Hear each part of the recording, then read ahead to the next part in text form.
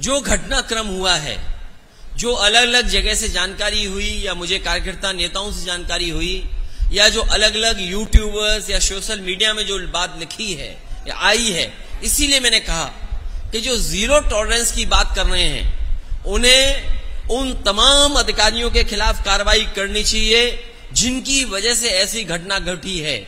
जिला पंचायत सदस्य पहले उनको मारा गया, और अगर हम डीएम का पहला स्टेटमेंट मान लें, डीएम ने जो स्टेटमेंट दिया वहां का घटना होने के बाद जो पहला स्टेटमेंट दिया, उन्होंने कहा कि रिटेलिएट हुआ है, कि एक घटना जब हुई और उसको देख करके परिवार के लोग आए और उसके बाद ये दूसरी घटना हुई। अगर इस घटना के लिए कोई जिम्मेदार है, 6 लोगों की जान जाने के लिए कोई जिम्मेदार है, तो वो सरकार है और वहां के अधिकारी हैं। सरकार अधिकारियों के खिलाफ नहीं कार्रवाई कर रही है। भारतीय जनता पार्टी उस घटना से लाभ उठाना चाहती है। हम तो कहेंगे कि समाजवादी पार्टी का डेलीगेशन जाएगा और दोनों परिवारों से मिलकर के जो सच है वो आपके सामने रखा जाएगा। अगर दोषी एक पक्ष है तो दोषी दूसरा पक्ष भी है। जो घटना हुई है सुनने में आ रहा है और सच्चाई आप भी जानते होंगे और जो घटना है वो भी जानते हैं कि जब जिला पंचायत सदस्य दूसरे पक्ष के घर पे गया तो पता नहीं किसने धार धार से उसकी गर्दन पे हमला कर दिया।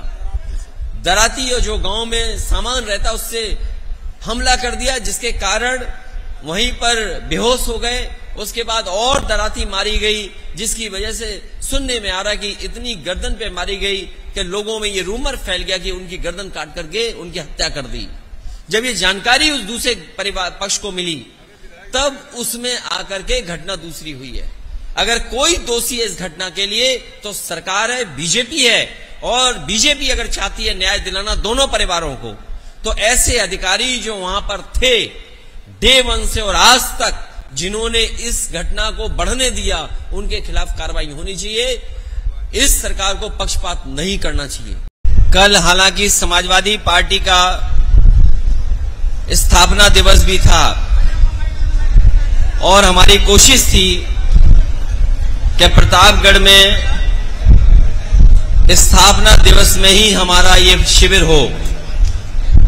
मैं यहां के पार्टी के नेताओं का, पार्टी के संगठन के लोगों का, हमारी पार्टी के विधायकों का, नेताओं का और इस शिविर में आए हुए हमारे सभी जिम्मेदार कार्यकर्ताओं का बहुत बहुत धन्यवाद और आभार प्रकट करता हूं। वही हमें दुख है इस बात का कि जहां हमारे पार्टी के बहुत ही निष्ठावान नेता, जिन्होंने अपना पूरा जीवन लगा दिया गरीब, किसान, मुसलमान भाई और जो भी गरीब था उसके हक के लिए, उसके सम्मान के लिए, कल अचानक उनकी तबीयत खराब हुई। Doctor R K. सिंह हमारे विधायक भी हैं, वो उनके साथ रहे, परिवार के सदस्य साथ थे, बेटा साथ था, लेकिन जो हार्ट अटैक हुआ उनको, उससे वो बचा नहीं पाए, वो हमारे बीच नहीं रहे। हम समाजवादी लोग दुखी हैं, हम उन्हें श्रद्धांजलि देते हैं।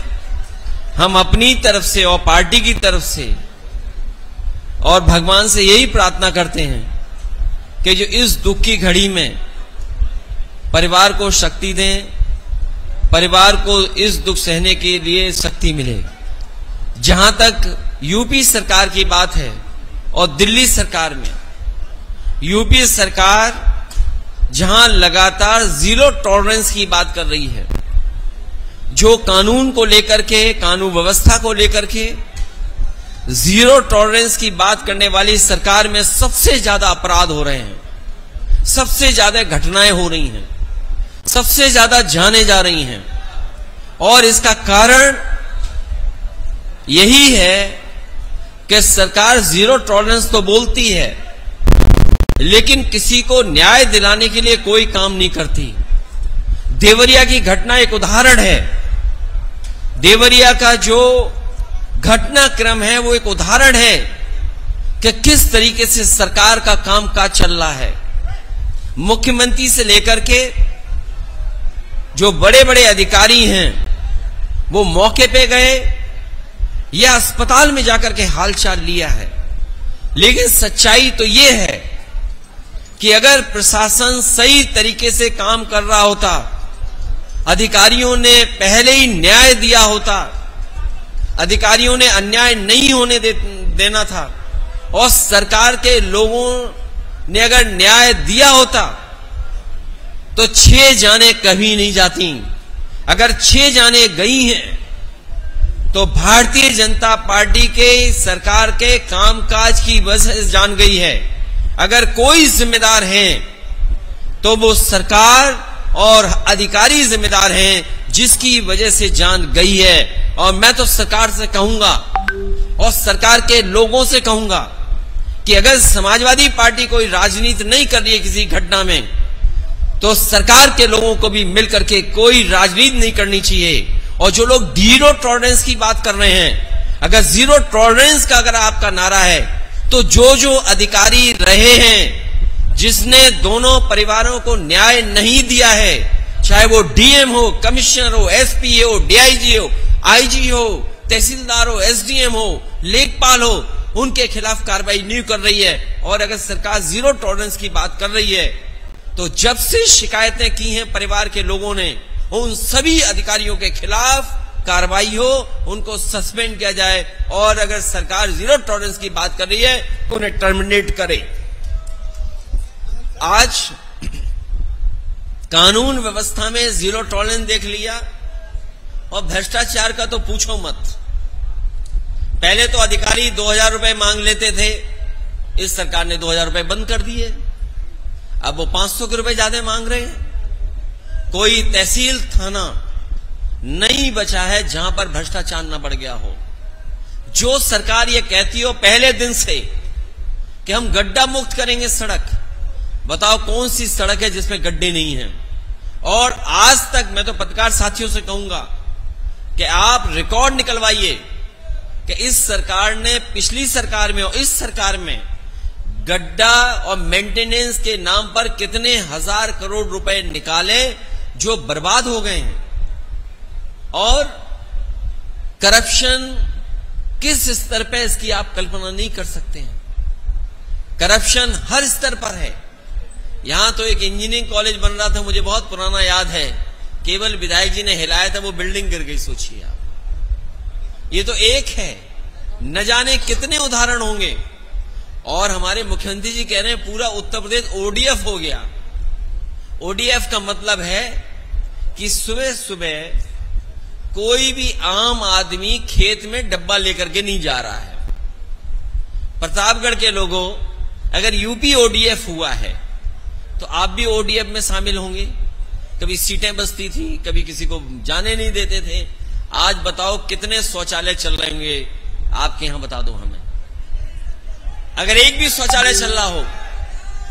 और हमारे समाजवादियों के समर्थक प्रधानों पे जांच के बाद जांच, फिर जांच। लखनऊ में तो बड़े बड़े आयोजन हुए थे, आयोजन हुए कि इन्वेस्टमेंट मीट हुई, जिसमें यह बताया गया कि लाखों करोड़ आ रहे हैं। हमें बताओ प्रतापगढ़ के लोगों, वो कहावत मैं नहीं कहूंगा जो मुख्यमंत्री जी ने कहावत प्रतापगढ़ के लिए कही, वो तो मैं कभी नहीं कह सकता। लेकिन अगर एक भी कारखाना, इंडस्ट्री लगी हो तो बता दो। समाजवादियों के समय पर जो सब स्टेशन बने थे, मुझे याद है, यहां की राजनीति को मैं समझता हूं। अगर किसी एक बड़े नेता का फीडर अलग है तो दूसरे नेता ने भी यह दावा किया कि उस नेता का अगर फीडर अलग तो हमारा भी फीडर अलग होना चाहिए, हमारे भी पुलिस का सर्कल अलग होना चाहिए। मैंने सबका स्वीकार किया, चाहे मुझे फीडर अलग करना पड़ा, चाहे मुझे सब स्टेशन ज्यादा देने पड़े हों, चाहे इंजीनियरिंग कॉलेज देना पड़ा हो, चाहे सड़क दोबारा बनानी पड़ी हो, पुल देना पड़ा हो। और एक बार तो ऐसा कंपटीशन हो गया कि अगर एक ने ट्रॉमा सेंटर मांगा तो दूसरे ने कहा कि हमारे यहां भी ट्रैफिक तेज एक्सीडेंट होते हैं, तो हमने उनके कहने से भी ट्रॉमा सेंटर दे दिया। तीसरे आए हमारे साथ थे, उन्होंने कहा कि हमें भी ट्रॉमा सेंटर चाहिए, हमने उन्हें भी ट्रॉमा सेंटर दे दिया। बताओ, आप लोग यहाँ के जिम्मेदार पत्रकार साथी हैं, जो ट्रॉमा सेंटर समाजवादियों ने दिए थे, क्या एक भी ट्रॉमा सेंटर चल रहा है जहां पर गरीब का इलाज हो पा रहा हो? एक भी चल रहा हो तो बता दो। और ये जो जितने जिला अस्पताल हैं या पीएससी सीएससी हैं, गरीब इलाज कराने नहीं जा सकता है। आयुष्मान का सपना दिखा रहे हैं, लेकिन किसी भी गरीब को सरकारी अस्पताल में इलाज नहीं मिल पा रहा है। गरीब के लिए अगर सरकार ने एक भी अस्पताल बनाया हो तो बताओ। समाजवादियों ने तो एम्बुलेंस दी गांव में मदद के लिए। ये वही एम्बुलेंस है जो समाजवादियों ने शुरू की थी।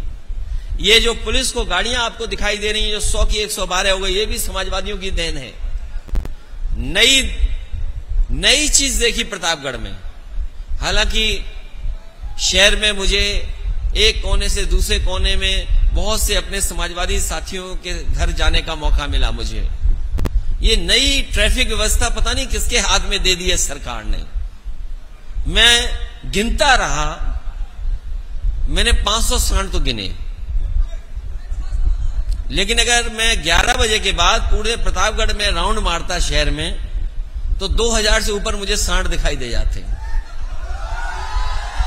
2000, चाहे वो घंटाघर हो, चाहे जो हमने सम्मानित लोगों की जहां पर प्रतिमा लगाई हो वो चौराहे हो, चाहे वो चश्मे की दुकान के पास मैंने देखा एक सांड लगता चश्मा बनवाने पहुंचा था वहां पर। एक ऑप्टिकल की दुकान थी, उस होर्डिंग के बगल में सांड खड़ा था। मुझे लगा कि सांड की आंख कमजोर है, वो लखनऊ जाना चाहता है। वो शायद चश्मा बनवा करके लखनऊ जाना चाहता होगा। सोचिए ये हालत बना दी। और गेहूं, धान की तैयारी नहीं, और गेहूं प्राइवेट कंपनियों ने खरीद लिया, सब बिक गया गेहूं। और धान की खरीद की कोई तैयारी नहीं है। हमारे किसानों का ऐसे ही धान खरीद लिया जाएगा।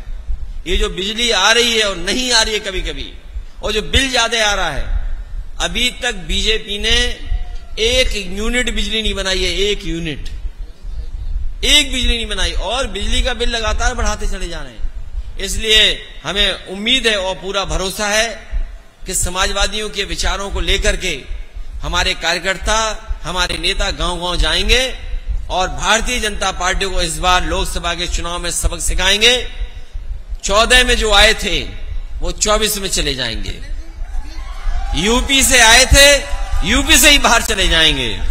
इंडिया के साथ साथ एनडीए को पीडीए हराने का काम करेगा।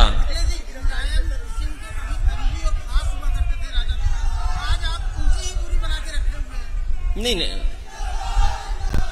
ये कोई राष्ट्रीय मुद्दा नहीं है। मुझे दुख है इस बात का कि सरकार को यह लगता है कि जो खिलाफ है उसको गिरफ्तार कर लो, राजनेता है उनको गिरफ्तार कर लो, पत्रकार हैं उनको गिरफ्तार कर लो। एक ही दिन सोचिए, पत्रकारों की भी गिरफ्तारी हुई और फिर संजय सिंह आप पार्टी के नेता, उनकी भी गिरफ्तारी हो गई ईडी की तरफ से। बीजेपी ये समझ ले, इनके खिलाफ 100 करोड़ लोग हैं।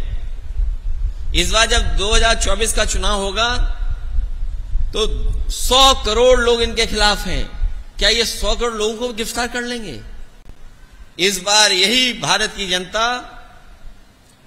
पीडीए मिलकर के इंडिया भारतीय जनता पार्टी का सफाया कर देगी, और जिन जिन से ये घबराते हैं उन्हीं को गिरफ्तार करने जाते हैं। ये जो ईडी, सीबीआई, इनकम टैक्स, ये भारतीय जनता पार्टी के प्रकोष्ठ हैं, ये उनके संगठन के प्रकोष्ठ हैं, उनके संगठन के हिस्से हैं। इसलिए आपको इसमें ज्यादा बुरा मानने की जरूरत नहीं है।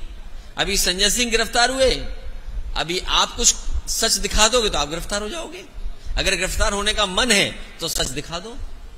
जो घटनाक्रम हुआ है, जो अलग अलग जगह से जानकारी हुई या मुझे कार्यकर्ता नेताओं से जानकारी हुई, या जो अलग अलग यूट्यूबर्स या सोशल मीडिया में जो बात लिखी है या आई है, इसीलिए मैंने कहा कि जो जीरो टॉलरेंस की बात कर रहे हैं उन्हें उन तमाम अधिकारियों के खिलाफ कार्रवाई करनी चाहिए जिनकी वजह से ऐसी घटना घटी है। जिला पंचायत सदस्य, पहले उनको मारा गया, और अगर हम डीएम का पहला स्टेटमेंट मान लें, डीएम ने जो स्टेटमेंट दिया वहां का, घटना होने के बाद जो पहला स्टेटमेंट दिया, उन्होंने कहा कि रिटेलिएट हुआ है, कि एक घटना जब हुई और उसको देख करके परिवार के लोग आए और उसके बाद ये दूसरी घटना हुई। अगर इस घटना के लिए कोई जिम्मेदार है 6 लोगों की जान जाने के लिए कोई जिम्मेदार है तो वो सरकार है और वहां के अधिकारी हैं। सरकार अधिकारियों के खिलाफ नहीं कार्रवाई कर रही है। भारतीय जनता पार्टी उस घटना से लाभ उठाना चाहती है। हम तो कहेंगे कि समाजवादी पार्टी का डेलीगेशन जाएगा और दोनों परिवारों से मिलकर के जो सच है वो आपके सामने रखा जाएगा। अगर दोषी एक पक्ष है तो दोषी दूसरा पक्ष भी है। जो घटना हुई है सुनने में आ रहा है और सच्चाई आप भी जानते होंगे और जो घटना है वो भी जानते हैं कि जब जिला पंचायत सदस्य दूसरे पक्ष के घर पे गया तो पता नहीं किसने धार धार से उसकी गर्दन पे हमला कर दिया। दराती और जो गांव में सामान रहता उससे हमला कर दिया, जिसके कारण वहीं पर बेहोश हो गए। उसके बाद और दराती मारी गई, जिसकी वजह से सुनने में आ रहा है कि इतनी गर्दन पे मारी गई कि लोगों में ये रूमर फैल गया कि उनकी गर्दन काट करके उनकी हत्या कर दी। जब ये जानकारी उस दूसरे परिवार पक्ष को मिली तब उसमें आकर के घटना दूसरी हुई है। अगर कोई दोषी है इस घटना के लिए तो सरकार है, बीजेपी है। और बीजेपी अगर चाहती है न्याय दिलाना दोनों परिवारों को, तो ऐसे अधिकारी जो वहां पर थे डे 1 से और आज तक जिन्होंने इस घटना को बढ़ने दिया, उनके खिलाफ कार्रवाई होनी चाहिए। इस सरकार को पक्षपात नहीं करना चाहिए।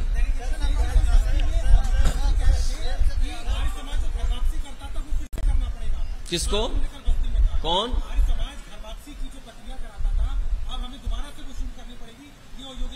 ये बातें मेरी समझ में नहीं आती हैं। कौन से समाज की बात कर रहे हो आप?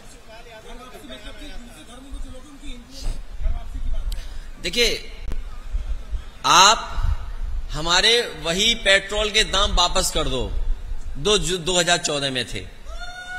क्या पेट्रोल के दाम की वापसी होगी? क्या डीजल के दाम की वापसी होगी? क्या बिजली के बिल की वापसी होगी? और इनकी वापसी न कर पाओ तो कम से कम सांडों की वापसी कर दो आप। प्रतापगढ़ में 2000 सांड हैं शहर में, और जिस रास्ते आप आए होगे हर 5 किलोमीटर पे एक ने किसी ने मुलाकात की होगी आपसे भी। और उत्तर प्रदेश ऐसा प्रदेश बन गया है जिसमें हर दिन किसी न किसी की जान जा रही है, जानवरों के एक्सीडेंट से या सांड खेत से उठाकर के गरीब को फेंक दे रहा है। इसलिए अगर वापसी करनी है तो हम तो मुख्यमंत्री से कहेंगे कि ये सांड वापस ले जाओ आप।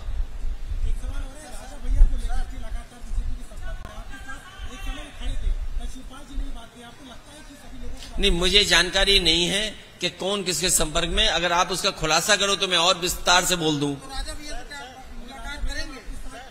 देखिए, हमारी समाजवादी पार्टी का रास्ता साफ है। हम समाजवादी पार्टी में जो हमारे साथ लोग हैं हम उनको लेकर के आगे चल रहे हैं।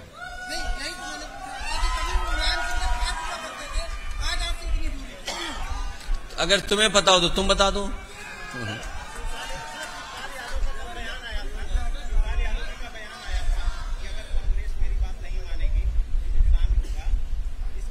देखिए, कौन किसकी बात मानेगा नहीं मानेगा सवाल वो नहीं है। समाजवादी पार्टी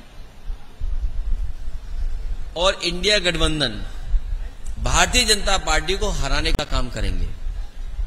और अगर भारतीय जनता पार्टी ये तैयारी कर रही है कि 80 के 80 जीतेंगे, तो समाजवादी पार्टी, पीडीए, इंडिया गठबंधन भी ये तैयारी कर रहा है कि 80 की 80 भारतीय जनता पार्टी को सीटें हराई जाएंगी। ये आपको याद होगा विधानसभा में हमारे मुख्यमंत्री की साइंस, हमारे मुख्यमंत्री का गणित, हमारे मुख्यमंत्री जी की जानकारी 46 में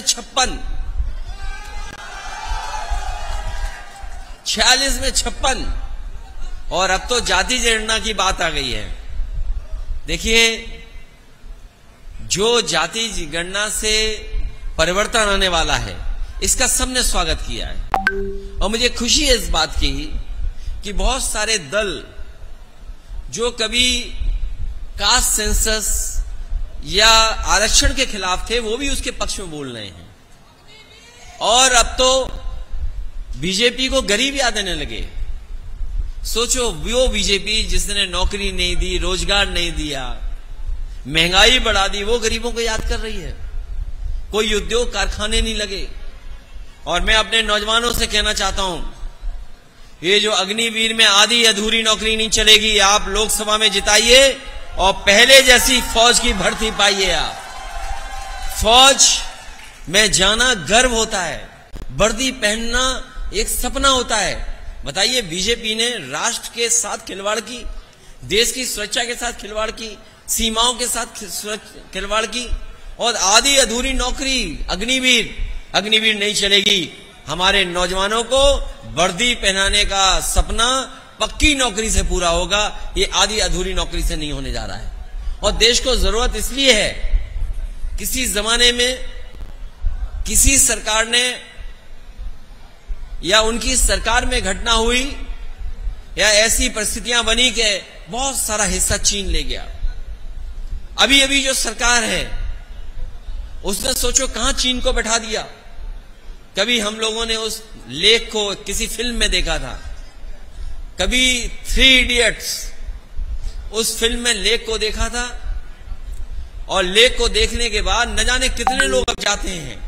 और मैं आज कह रहा हूं प्रतापगढ़ में बड़ी जिम्मेदारी के साथ, ये भारतीय जनता पार्टी के लोग सरकार में रहे तो वो दिन भी दूर नहीं जब आपको चीन का वीजा लेकर के ही लेख देखनी पड़ेगी। अगर आपको वीजा नहीं होगा तो आप लेख नहीं देख पाएंगे। तो बताओ कहां फौज आकर के बैठ गई चीन की। क्या ये घर वापसी वाले ये याद दिलाएंगे कि चीन की फौज वापस जाएगी? हमारे आज तक के पत्रकार साथी जो घर वापसी की बात कर रहे थे, क्या चीन की फौज घर वापसी करेगी क्या? और फिर वो समय भी हम लोगों ने देखा है कि मानसरोवर की बात कभी नहीं बीजेपी करती है, उसकी नहीं करेगी। पुरानी पेंशन सबसे पहले समाजवादी ने उठाई थी, हम उसके पक्ष में।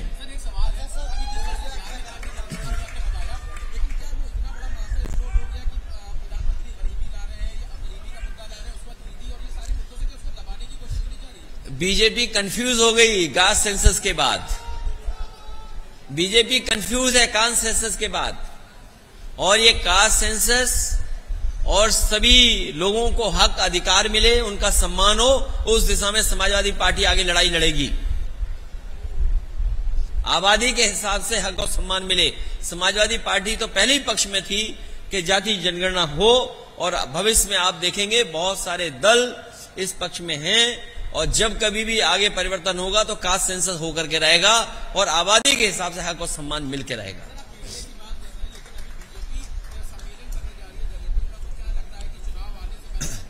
भारतीय जनता पार्टी का दलित सम्मेलन, पिछड़ा सम्मेलन उसी तरीके से है जिस तरीके से महिला आरक्षण है इनका।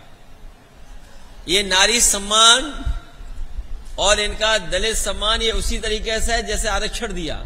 सोचिए, लोकसभा में, नई लोकसभा में इन्होंने झूठ बोल दिया। बीजेपी वाले तो कमाल के ऐसे हैं कि नई लोकसभा में झूठ बोल दिया, ऐसा बिल पास कर दिया जो लागू ही नहीं होगा। और हमारे पत्रकार साथी भी कुछ नहीं कह रहे उस पर, वो लागू ही नहीं हो सकता है। और अगर लागू करने की नियत है तो जहां जहां चुनाव हो रहा है भारतीय जनता पार्टी 33% महिलाओं को टिकट दे।